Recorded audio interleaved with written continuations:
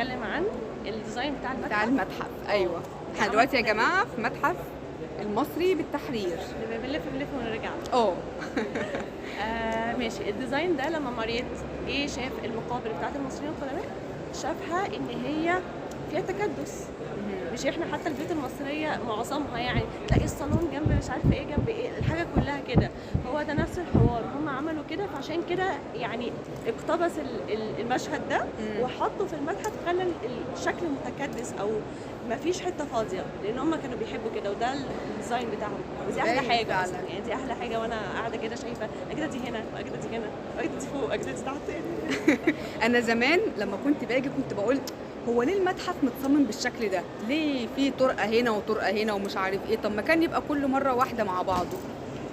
اتفاجئت بعد كده ان انا لما نزلت ورحت الاقصر ودخلت المقابر، لا فعلا المتحف متصمم على هيئه مقبره. وبصراحه دي كانت لقطه حلوه جدا جدا جدا من المصمم اللي عمله. اعتقد اللي صمم المتحف مصمم فرنسي، مهندس فرنسي، هو اللي عمل المتحف. كان كذا حاجه، هو ما كانش يعني ما كانش تصميم واحد، هو كان 2 تقريبا دخلوا في الموضوع، بس مش فاكره بالظبط، بس هو كانت واحد اسمه مارسيل باين حاجه زي كده. المهم ان هو يعني فعلا ديزاين المتحف رائع رائع رائع يا جماعه. واحنا مهما نلف المتاحف بتاعه مصر بحالها ما بنرتاحوش غير هنا. مش عارفين بقى عشان خاطر في روح من قدمائنا المصريين، تصميمه زي تصميم قدمائنا المصريين. حياتنا كلها كانت فيه من طفولتنا واحنا اطفال صغيرين، كنا بنيجي هنا رحلات.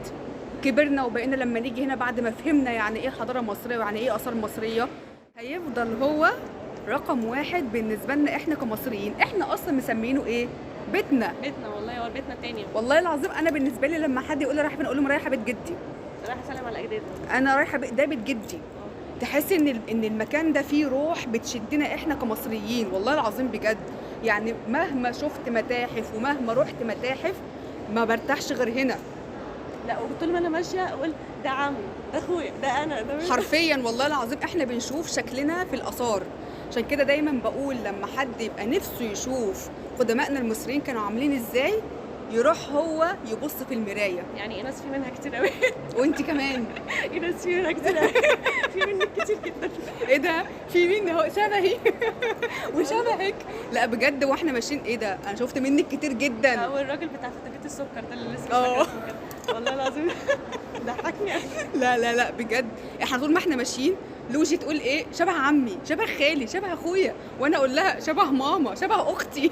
لا بجد يا جماعه، يعني بص خليكم عارفين ان احنا امتداد لقدمائنا المصريين، احنا احفادهم حرفيا. ما تسمعوش لاي حد بيقول ان احنا مش احفادهم. ايه يعني دخلت احتلالات ومشت احتلالات والكلام ده كله، بس كان المصري بيحافظ على الجين بتاعه. بالظبط. لما كانوا بيتكلموا عربي اصلا. لا مش دي الفكره، كمان الفكره ان لما كان حد بيجي كان المصري بيحافظ على جيناته. بالظبط.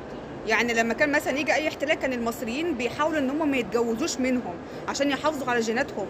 المصري القديم كان عنده الانسان المصري ده الانسان رقم 1 في الكون. انا ابن الاله، انا ارض الاله. لذلك هتلاقي المصري مسمي الارض نفسها مصر اسمها ايه؟ مصر، ارض الاله.